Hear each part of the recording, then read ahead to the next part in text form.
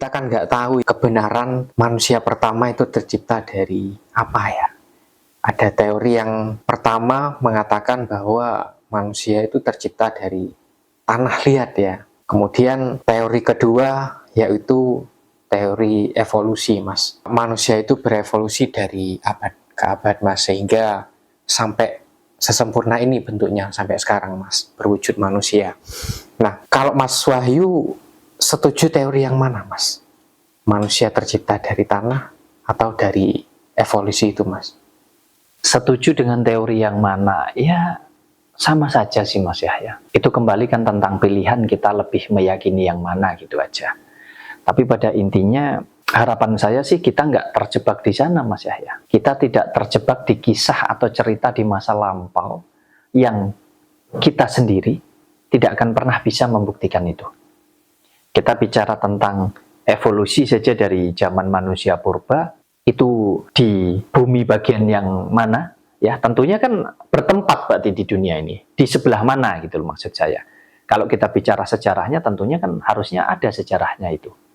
Nah, berevolusi dari yang katanya manusia purba bentuknya begini sampai sempurna seperti kita sekarang inilah. Nah, itu monggo-monggo saja untuk yang percaya atau setuju dengan hal itu. Kalau kita bicara tentang teori yang satunya lagi, tentang kisah bahwa kita ini diciptakan dari tanah liat, itu juga akan tetap jadi perdebatan, Mas ya, sampai kapanpun.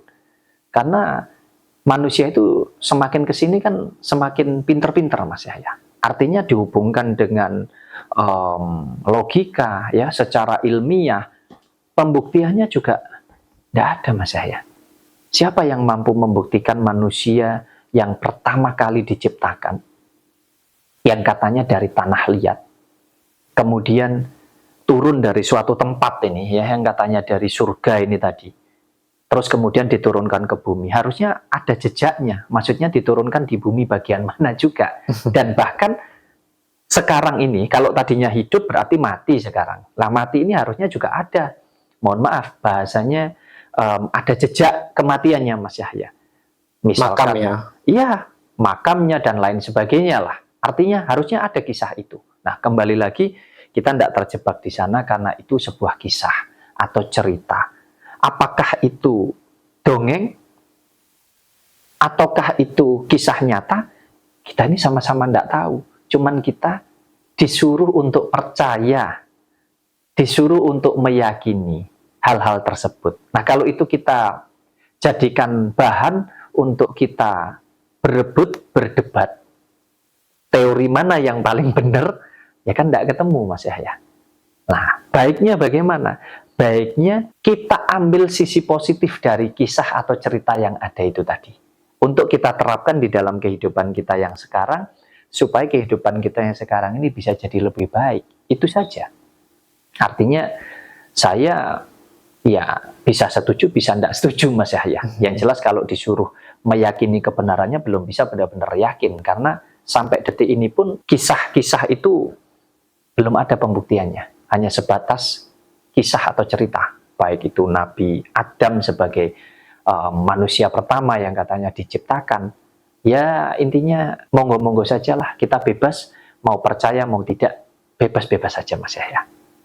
Iya, Mas, berarti bebas saja ya kita mau mempercayai teori yang mana ya, dari tanah atau dari evolusi tadi ya. Monggo silahkan. Yang perlu kita lihat yang sekarang ya, Mas ya, bahwa penciptaan manusia itu ya dari manusia. Kalau menurut saya sih, Mas ya, apakah ada campur tangan Tuhan, Mas, dari penciptaan manusia? Karena semua orang yang meyakini bahwa yang menciptakan manusia yaitu Tuhan, Mas. Apakah memang benar, Mas, manusia diciptakan oleh Tuhan? Ya, segala sesuatu hal itu sebetulnya bisa kita pelajari. Ini lepas dari cara berpikir, kualitas berpikir, kemampuan setiap orang, itu berbeda-beda, Mas Yahya, tentunya. Bisa jadi saya merasa apa yang saya sampaikan ini sudah paling tepat, tapi bisa jadi menurut yang lain justru nggak tepat sama sekali misalkan. Atau apa yang saya sampaikan ini mungkin menurut saya benar, tapi belum tentu menurut teman-teman yang lain benar. Jadi artinya apa? Kalau kita bicara tentang sudut pandang, tentang teori berpikir setiap manusia jelas berbeda-beda. Nah dari situ kita tempatkan diri kita di tengah-tengah supaya kita mampu untuk mengambil segala sudut pandang Mas Yahya dari berbagai sisi sehingga terciptalah kerukunan ini tadi gitu loh Mas Yahya. Kalau kita bicara tentang penciptaan manusia, kalau kita bicara tentang apakah yang menciptakan manusia itu Tuhan atau siapa, bagaimana prosesnya, mungkin ini kita sharing ya teman-teman ya. Secara sederhananya begini, saya mau katakan bahwa Tuhan ini adalah sumber energi. Tuhan ini adalah sumber kehidupan. Yang mana pemberian nama Tuhan itu sendiri, itu dari kita Mas Yahya. Dari manusia. Dari manusia di zaman dahulu. Sehingga diakui, diyakini bahwa, oh ini semua karena Tuhan. Begitu. Jadi harus paham memang kita tentang konsep bertuhan, konsep beragama, ya, konsep tentang manusia, kita harus pelajari semua. Nah, kita bicara tentang Tuhan sebagai sumber energi atau sumber kehidupan. Karena kita manusia mengakui tidak akan ada yang mampu, tidak akan ada yang bisa menciptakan seluruh unsur kehidupan yang ada di jagat raya ini. Selain yang maha kuasa. Artinya maha kuasa ini maha segala-galanya. Yang kita sebut sebagai Tuhan.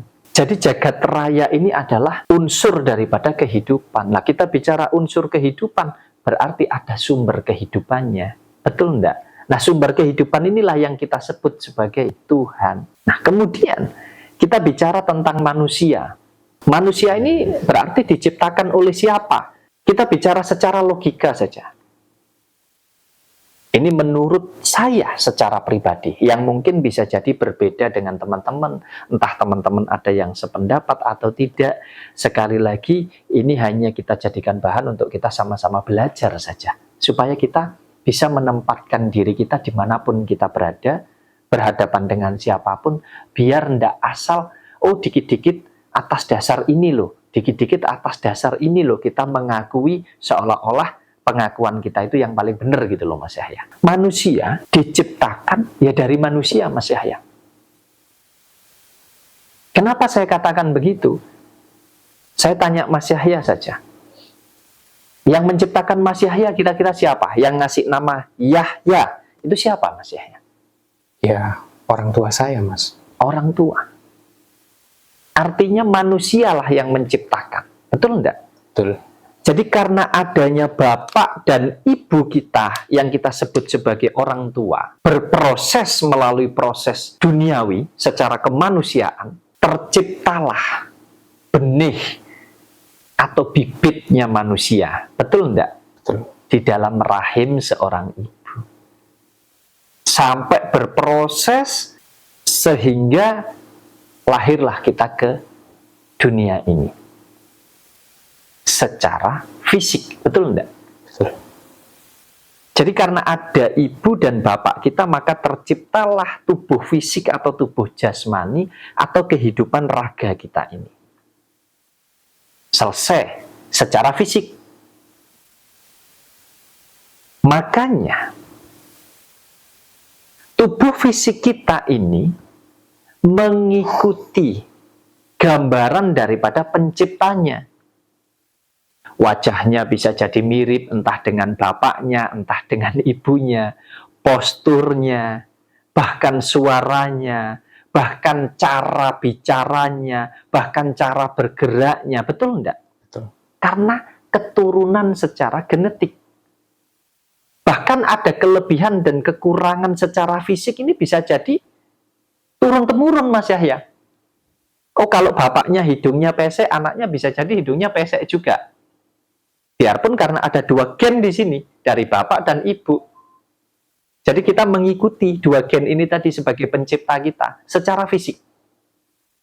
bahkan kesehatannya, semuanya. Bukan lagi karena kita nggak bicara tentang Tuhannya dulu. Artinya tubuh fisik kita ini bisa sempurna, bisa benar, bisa sehat, bisa tidak, tergantung daripada penciptanya. Nah, kalau bapak dan ibu kita tidak merawat semasa kita masih berproses ini tadi, menuju kesempurnaan ini tadi ada di dalam rahim, kira-kira bisa sehat nggak? Nggak bisa. Kekurangan vitamin, kekurangan gizi, kekurangan protein bisa berakibat buruk nggak terhadap tubuh fisik ini? Buruk.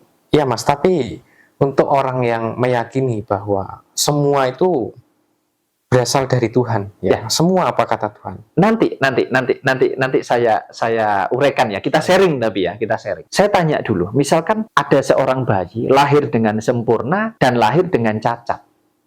Ini karena kesalahannya Tuhan atau karena kesalahan daripada kedua orang tua? Dari kedua orang tua salahnya ya. Kesalahan dari kedua orang tua. Biarpun tidak mungkin itu disengaja. Ya, kita anggap saja begitu. Tidak semua, ya. Kalaupun mungkin ada yang berusaha untuk mencelakai, tapi tidak semua. Misalkan ingin digugurkan dan lain sebagainya, misalkan. Kita nggak tahu alasannya apa, macam-macam tentu masalahnya. Tapi intinya, tubuh ini bisa lahir dengan normal atau cacat, kan kembali tergantung daripada manusianya. Artinya tergantung daripada kedua orang tua kita. Mampu tidak menjaga kesehatan kita selama ada di dalam proses penyempurnaan di dalam rahim ini tadi, betul enggak? Nah, tetapi itu baru sebatas penciptaan secara fisik. Artinya apa? Manusia hanya bisa menciptakan wadah. Manusia hanya bisa menciptakan tempat gitu loh Mas Yaya. Kita ini adalah wadah atau tempat. Untuk menampung apa? Untuk menampung sumber kehidupan. Karena kalau nggak hidup nggak akan berfungsi jasad ini, betul nggak? Betul. Tubuh fisik, tubuh jasmani kita, raga kita ini nggak akan berfungsi kalau nggak ada kehidupan. Kalau nggak hidup itu nggak fungsi Mas Yaya, makanya jadi bangkai. Artinya apa? Manusia mempunyai kuasa untuk menciptakan wadah secara fisik, secara raga. Tapi tidak ada manusia satupun yang mampu menciptakan kehidupan. Percaya enggak akan hal itu? Percaya. Coba siapa yang berani mengklaim bahwa ketika berproses membuat anak, hamil, kemudian lahir pasti hidup? Nggak ada yang menjamin. Nggak ada. Bisanya hanya berharap, berdoa. Karena apa? Kita berkeyakinan dan beriman bahwa Tuhanlah pemilik sumber daripada kehidupan ini. Betul enggak? Betul.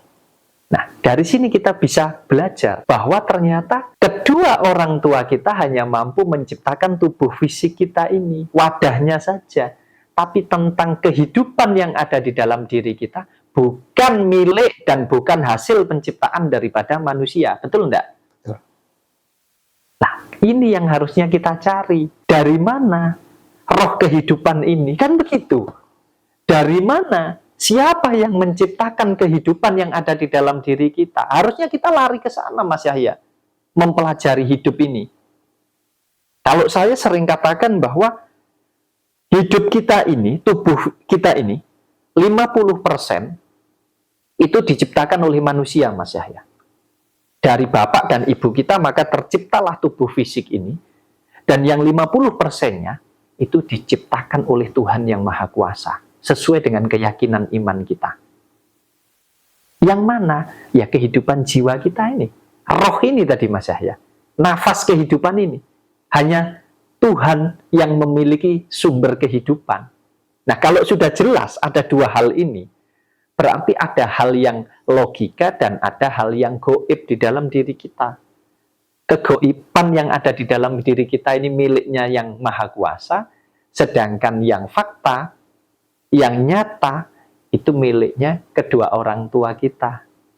Jadi ini supaya kita paham gitu loh. Tapi sekali lagi ini hanya belajar ya teman-teman semua, dulur-dulur semuanya. Kita sama-sama belajar supaya kita nggak berebut. Untuk apa kita berebut? Tubuh kita ini hanya sebuah wadah. Isinya sama, mau orang Indonesia, mau Jawa, mau Madura, mau orang Belanda, orang Inggris. Yang membedakan cuman wadahnya. Makanya nggak usah berebut, apalagi berebut baju. berebut merek. Karena apa? Yang terpenting bukan hanya wadahnya, bukan hanya mereknya, bukan hanya bajunya Mas Yahya, atau warnanya. Tapi yang terpenting adalah isi di dalamnya. Lah isi di dalamnya tadi yang mana? Ya yang 50% daripada Tuhan. Roh kehidupan, nafas kehidupan kita ini. Yang berasal dari mana? Dari sumber kehidupan. Artinya kalau ini ditarik ke pertanyaannya Mas Yahya tadi, berarti manusia itu yang menciptakan siapa? 50%. Yang menciptakan ya manusia. Kalau tidak ada bapak ibu, tidak akan ada kita. Bukan kita dikepel-kepel dari tanah liat terus jadi kita. Tidak seperti itu juga Mas Yahya. Kalau kita bicara di zaman dahulu kala, sudah itu menjadi kisah. Pembuktiannya kita sama-sama tidak tahu. Kalaupun disuratkan di sebuah kitab-kitab suci, kita sama-sama tidak tahu kebenaran tentang hal itu. Untuk apa kita harus memperebutkan itu? Ya lebih baik kita bicara yang sekarang. Jadi 50% diciptakan oleh manusia, berasal dari kedua orang tua kita, dan yang 50%-nya berasal dari Tuhan. Dari situlah kita penting memahami, supaya kita bisa menjaga keselarasan kedua unsur ini tadi. Bagaimana kita bisa menjaga hubungan kita dengan Sang Pencipta atau Sang Pemilik sumber kehidupan, dan bagaimana kita bisa menjaga hubungan kita dengan Sang Pencipta sumber kehidupan secara manusia. Artinya kita bisa berbaik dengan sesama manusia, dan kita bisa berhubungan baik dengan Sang Pencipta atau sumber kehidupan ini. Ini dua hal yang harus kita jalankan dengan seimbang Mas Yahya. Niscaya kalau kita paham tentang hal ini, kita tidak akan berebut kok. Tentang wadah, berebut seolah-olah membela agama, seolah-olah membela Tuhan. Tidak. Kita akan mampu menempatkan diri bahwasanya ternyata kita semua ini sama ya. Yang membedakan hanya wadahnya. Disitulah nanti akan timbul cinta, kasih, perdamaian Mas Yahya dalam segala hal. Misalkan kita lahir cacat ya, itu katanya pemberian dari Tuhan. Harus kita syukuri. Sudah menjadi kuasa daripada Tuhan. Nah, termasuk kalau kita belajar agama Mas, agama kan juga berasal dari Tuhan ya Mas. Dan kita kalau membela agama itu juga termasuk membela Tuhan Mas. Benar gak Mas pemikiran yang demikian? Ya, gini Mas Yahya. Kalau kita bicara tentang benar atau tidak pemikiran-pemikiran yang timbul dari setiap orang, itu tentu bukan ranah kita untuk mengatakan benar atau tidak.